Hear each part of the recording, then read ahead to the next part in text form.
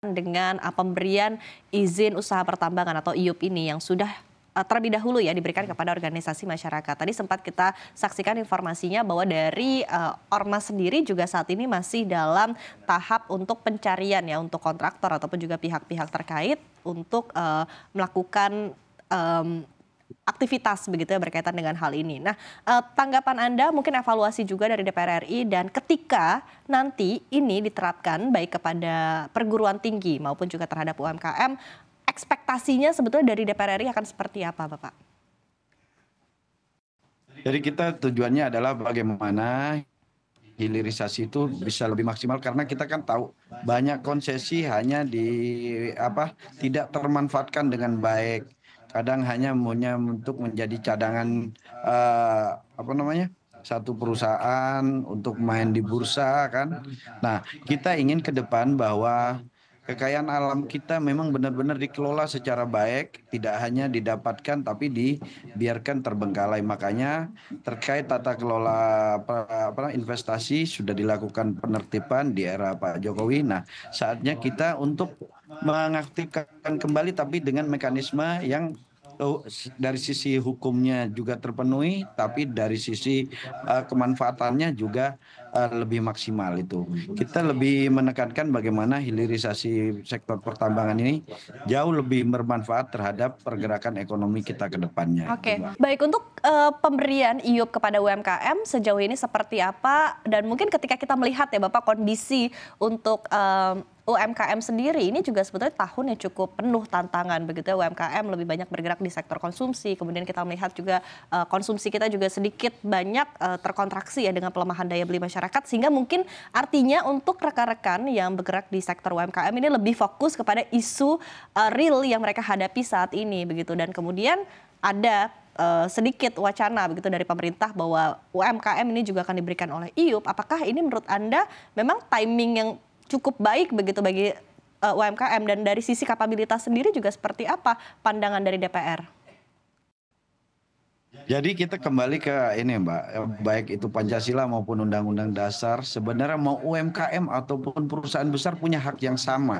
Jadi sebenarnya di mana salahnya ketika kita memberikan hak kepada UMKM itu dianggap satu kesalahan. Padahal mereka adalah warga negara Indonesia atau badan usaha di Indonesia. Kita kan harus melihat asas keadilannya kan.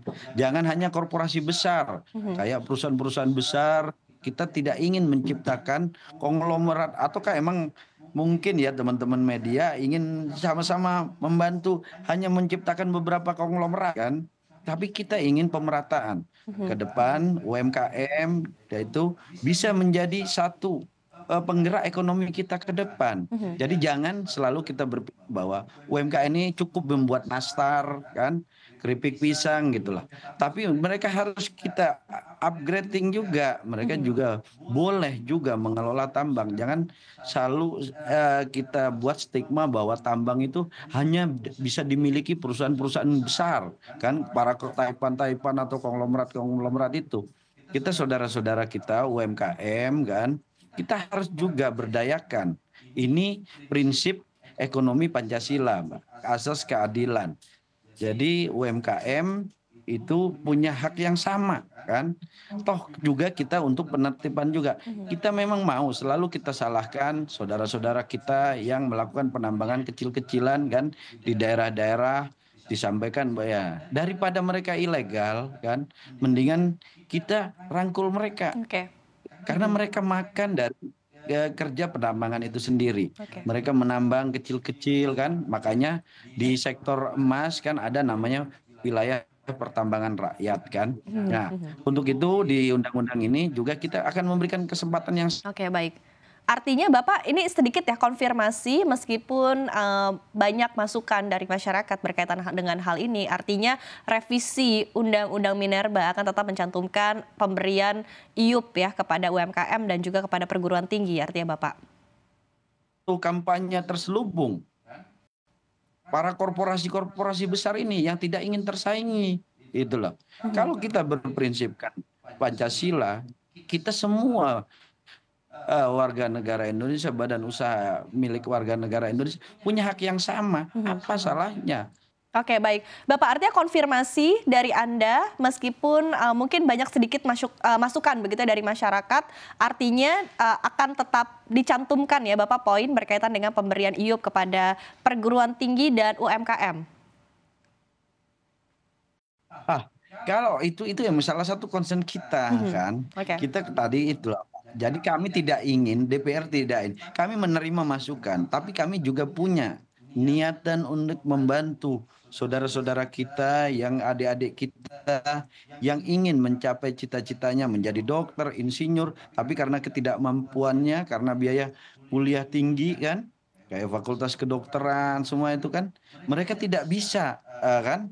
Nah, untuk itu kita berikan daripada kampus ini membebankan kepada mahasiswa lain dengan sistem apa namanya, eh, yang ada diberikan kesempatan bagi mereka yang mampu menyumbang kampus lebih besar bisa gitu. Jadi pendidikan itu bukan hanya untuk orang kaya kan, tapi saudara-saudara kita yang nggak mampu juga bisa mengenyam pendidikan. Itu amanat Undang-Undang Dasar loh, Pak. Oke. Negara wajib memberikan hak dasar, hak pendidikan juga wajib kita berikan. Oke, oke.